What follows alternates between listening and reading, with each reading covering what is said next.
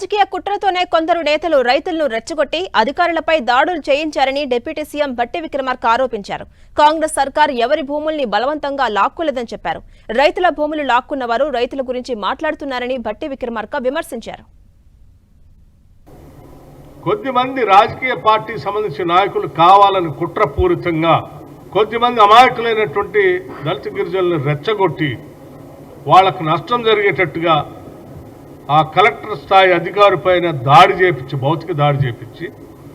భౌతిక దాడి ద్వారా కొంత హింసను ప్రేరేపించడం కోసం చేస్తున్న ప్రయత్నాన్ని మేము ఖండిస్తూ ఉన్నాం. ఇది సరైనది కాదు.